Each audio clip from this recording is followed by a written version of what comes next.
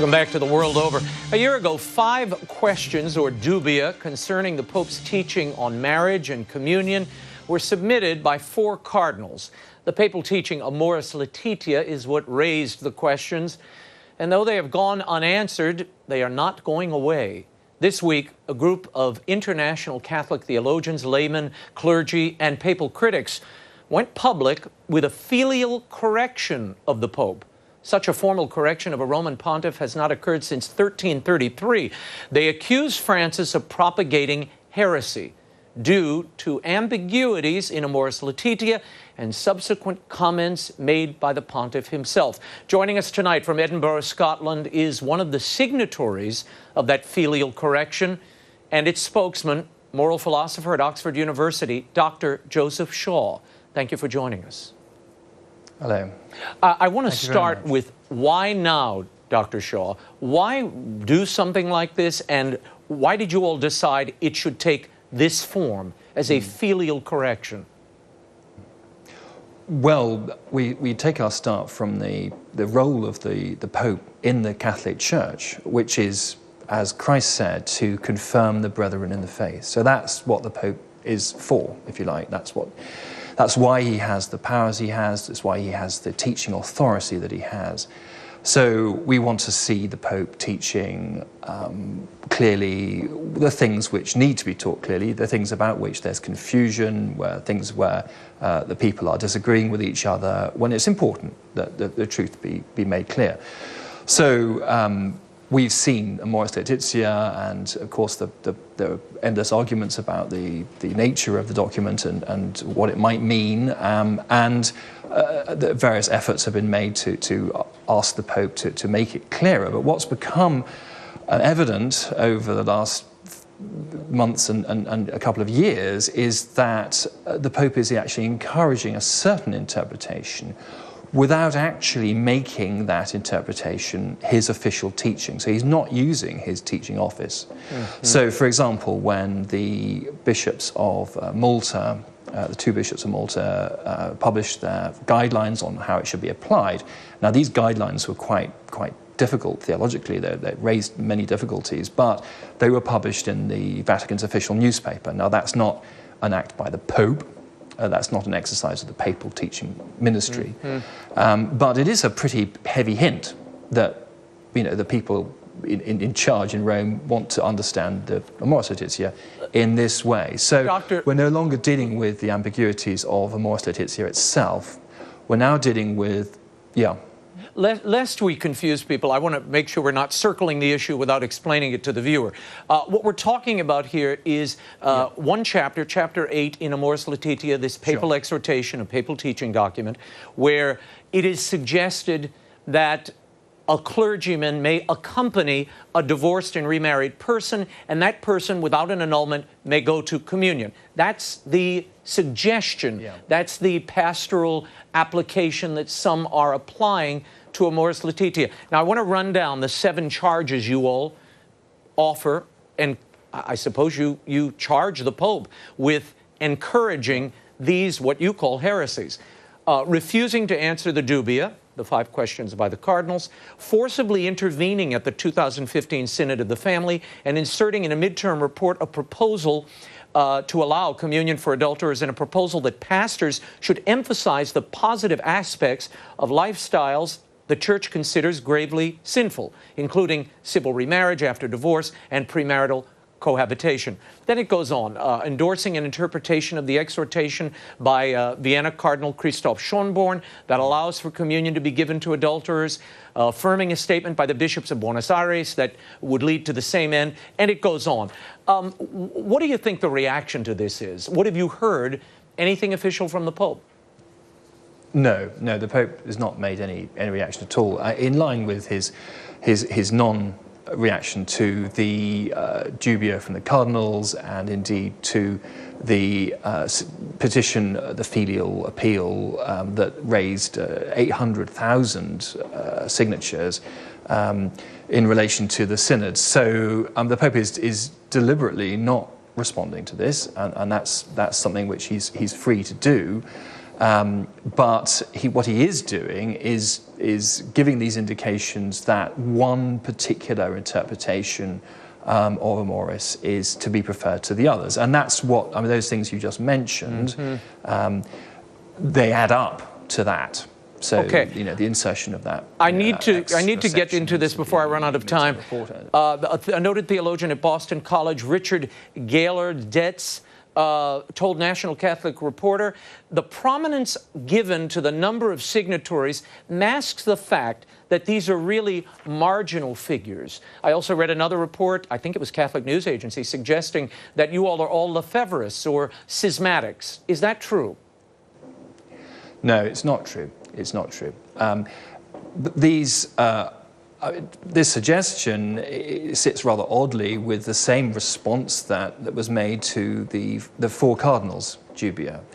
So the four cardinals are obviously not schismatic, they're obviously not Lefebvrists, they're obviously not people without any qualifications or standing, but the people will say the same things about them as they're saying about us. So it's obviously not a question of our standing or our qualifications. It's they just don't like what we're saying, so they're trying to distract attention from that. I mean, I by all means, you know, ignore what we're saying, but it's caused a result, it's caused an effect on the Catholic world because people are interested in this and people are saying to us, well, thank goodness someone is saying this at last, and this is something which other people can endorse and other people can talk about. And what are you looking for? What are you hoping the ultimate reaction will be? Ultimately, what we want is an exercise of the papal magisterium. Indeed, the teaching of the Church in general. That's what we're looking for. We're looking for the Church to tell us, the sons and daughters of the Church. We want to know from the Church, from the teaching Church, which isn't us. It's them. It's the bishops and the Pope. It's to what we should believe, to confirm us in the faith. Now we know, or we think we know, that. The Church has taught in the past certain things. Now, I know I'm a fallible human being and I may be wrong, but I would like someone to explain why I'm wrong. And I'd be happy to accept that. And that's not what we've had. We haven't had a discussion about this from the Pope. Even the Pope's supporters, they tend to be rather evasive. There's a lot of appeals to authority. Dr. Joseph Shaw, I thank you for joining us. And now for analysis, I'm joined by the Papal Posse, Editor-in-Chief of theCatholicThing.org, Robert Royal, and from New York, Father GERALD MURRAY, canon lawyer and priest of the Archdiocese of New York. I thank you both for being here. I want to start with you, Bob. How credible is this effort? How important is it? Some are dismissing it and saying, oh, these are just a couple of fringe people writing a letter. There are bishops now signing on. Well, look, you could argue that since the Pope did not respond to the four cardinals, putting out another appeal like this, even the 800,000 that Dr. Shaw mentioned earlier, is not going to really produce any result inside the Vatican or from the Catholic hierarchy. Why not? Well, some of the reasons that Dr. Shaw mentioned, and I think that we know at this point that the Holy Father wants to leave these questions open. He says he wants them discussed, but then some of his supporters get very agitated when some groups, some scholars raise these various questions. So, look, you could argue it either way, whether this should have been made public, but these questions will not go away. And there are a lot of nervous Catholics in the world. I hear from them, you hear from them. I'm sure bishops around the country and around the world are hearing about this, because marriage is something that touches everybody virtually. So when this teaching that had been so firm and so clear in Catholicism, unlike other Christian groups, seems to have been put in doubt by this particular papacy, but then again also not put in doubt because we don't know exactly what it is. It hasn't been clarified. People get very nervous, and then also, as we know, unfortunately, some get angry. Yeah. Father Jerry, some are saying these people, the signatories to this Filial Correction, are out of line. They don't have rights to do this. Who do they think they are? And they're acting like Protestants. I've seen that in some of the commentary. Canonically, what is the position of a filial correction. Where does that fit in? And what do you make of bishops like Rene Gracita, the former bishop of Corpus Christi, signing on just this week to this correction? The laity have the right, according to canon law, canon 212, to make known to the pastors of the church their concerns. And when the concerns have to do with the questions of Catholic doctrine, to cite teachings of earlier popes and councils in presenting their position is not an act of effrontery or disobedience or disrespect. Rather, it's a plea from the sons and daughters of the church to the Holy Father to reconcile what he is saying in Amoris Laetitia with those previous teachings. And as Bob says, this is not going away. We've been talking about this on air for at least a year and a half now, because central questions are at issue. Is it legitimate for someone to be living in an adulterous state and receive communion at the same time? Amoris Laetitia says there can be exceptions to this rule. The bishops of Malta say that, and they're wrong. The Church has never taught this, and asking the Pope to make that clear and reaffirming what his predecessor said, for me, that's a good act of loyalty to the papacy on the part of those laymen and priests and bishops even, because we can't leave this up in the air and say, well, it'll sort itself out over time. No, what happens over time is you have more dispersion, more confusion, and more fighting. Robert Royal, some of the critics of this, a professor of theology at Boston College said, this will only create more division and you are attacking the Pope. I think that's not true. I think if you look at the document, and I would encourage all our viewers to read this and to see what it is that they're bringing forward. It's 25 pages, and it's very reasonable, particularly the lead-up. They pledge fidelity to the Pope. It's very gentle, sort of, in the lead-up. There's a summary, and you can kind of go through it.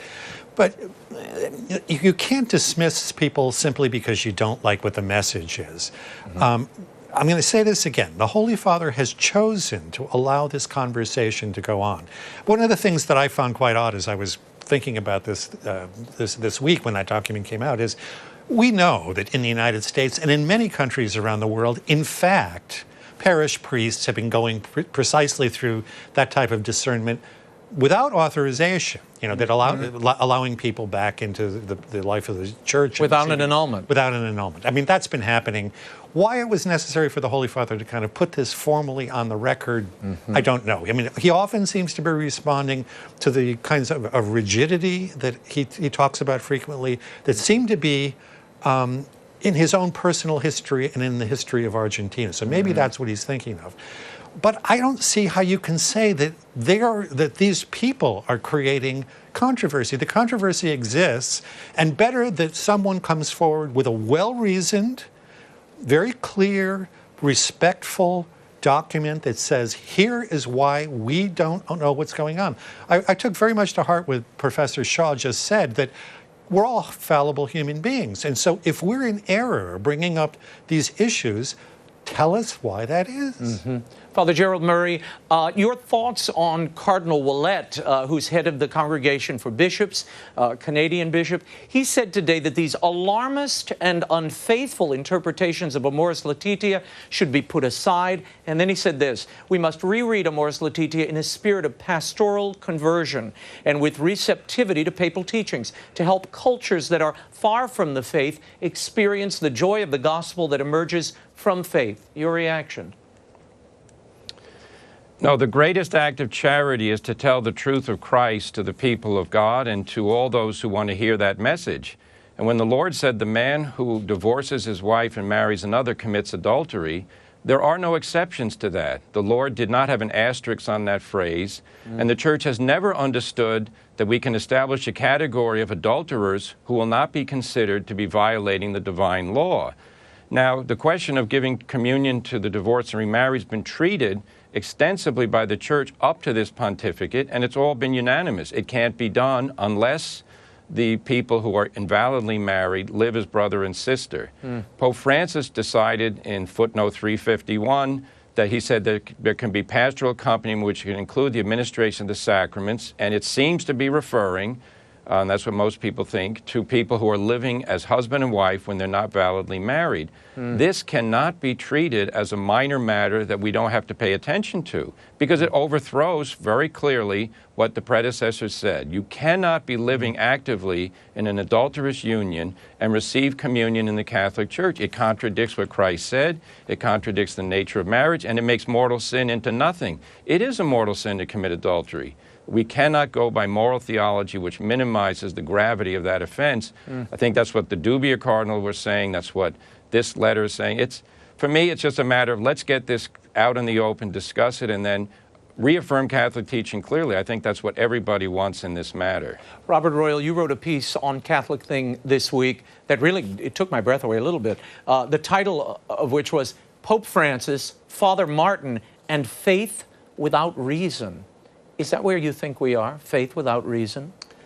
Well, I was trying to be provocative there, and I got your attention. Oh, you certainly did. It worked.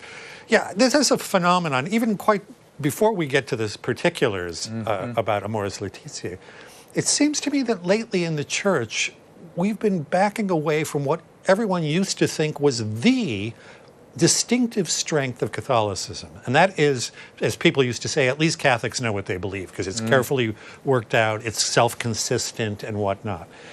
I think what we see a lot of now is people looking at a situation that they would like to deal with. They would like to resolve some problem, and being relatively unconcerned about the consequences. One of the reasons I wrote that is because Father James Martin mentioned Ross Douthat, the great editorialist at the New York Times, said, well, look, let's have a debate. And Father Martin said, well, you know what it seems like you're talking about, Ross, is a church of propositions. Now, this is an old canard that the Catholic Church has replaced the encounter with Christ, the spirituality of Christianity, with this abstract philosophical and theological structure. As I would say, it's exactly the opposite, that we've developed all these wonderful resources of reason because we want to know what God said to us in Revelation. We don't want to just pick a piece of the Scripture and use that and then it contradicts another piece. That's what theology has always been. Chesterton says the theology is the part of religion that thinks about God. You know, that's what we as Catholics always thought. So maybe it was shocking for me to put it this way, but I think we really want to pay attention to the fact that if we're going to make changes, okay, I mean, dogma develops, as Cardinal Newman once said, but it is always faithful to what came earlier, and we want to look at what are the logical inconsistencies or consistencies, continuities, and we ought to be carefully aware of what we're saying if we're going to make a change. Now that, I think, has been a bit lacking recently. Before I let you all go, I have to get into what I think is maybe a bigger story this week that has been obscured by all this filial correction, though this one has been going on for a long time and is certainly part of a big narrative arc here. The revelations this week by the Vatican Auditor General. This is essentially he's a member of the Vatican Economic Secretariat charged with rooting out corruption. His name is Libero Milone. Well, he was forced to resign in June, and now he's speaking out.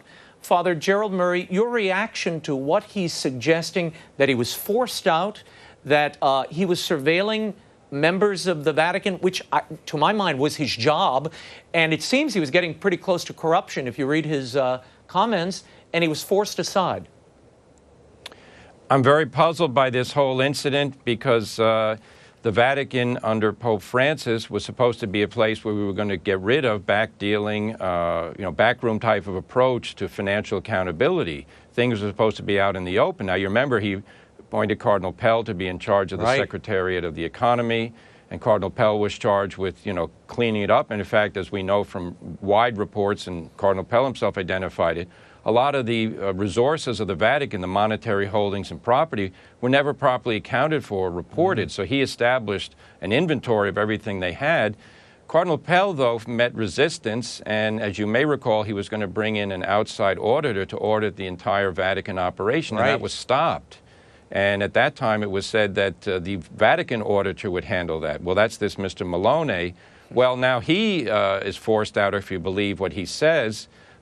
This is not the way you handle financial transparency and accountability in the modern world. If you bring in a qualified layman who has a good background, and suddenly, he's forced out. When he left the job, it was simply announced he's gone. There was no explanation for it. Mm-hmm. Now he's come out and said, well, he was forced out and he was being treated poorly, and there's all kinds of details that, I invite our listeners to go look at the internet to find it out. But let's just say this. As priests, as bishops, those who work in the Vatican are held to the highest standard by our Lord, and we should make that demand of ourselves in these matters, and I hope the Vatican will, step forward now and say, look, the things that Maloney was looking for, corruption and all the rest, now we're going to get someone else to do it and do it in an open way. Mm-hmm. As Father Jerry mentioned, there was that Price Waterhouse audit underway. The Pope stopped that in spring, I think, of last year. Just stopped that audit. They bring Maloney in. Now he says he was framed, and he was also puzzled and concerned by the departure of Cardinal Pell. You remember those old charges in Australia came up. Suddenly Pell vanishes from the scene. What is going on, and what does all of this say about the culture of corruption in the Vatican and the hopes for reform? Well, I have to say, the thing that I found most striking in Maloney's recent statements is that he was brought on with the understanding that he would have direct reporting to the Holy Father and to no one else. Yeah. This was to make sure that there would not be any manipulation. And there are a lot of rumors in Rome and elsewhere right now that there are people blocking conversations, preventing the Pope from hearing from people, manipulating and not only on finances, manipulating what the Holy Father hears. So we will find out if that was the case, if whether he was not enabled to speak directly with the Holy Father. On top of it, this began, his so-called surveillance of other members of the Vatican, from what we at least think at this point, began because he found that his computer had been hacked, that his files had been copied, and so he brought in an outside IT company that knew how to trace back who had actually entered his private computer, and then, of course, that was portrayed as his surveillance of other members of Vatican officials. So, I mean, in a way, if anyone out there has ever seen The Godfather 3, this is sort of a real-life version of a very bad third version of the Godfather. Godfather 4. This is The Godfather 4, but there is something odd about this. Yeah. And I think, given the way modern communications are, we will know very quickly whether he ever did have direct contact with the Holy Father to make clear what his concerns were. Maloney is claiming, I'll quote him, the Pope was blocked by the old guard that is still there. We'll keep watching this story. Robert Royal, Father Gerald Murray, thank you both for being here. You can follow the entire papal posse, Robert Royal, Father Jerry. Their commentary is at CatholicThing.org, and you can read that filial correction for yourself at correctiofilialis.org.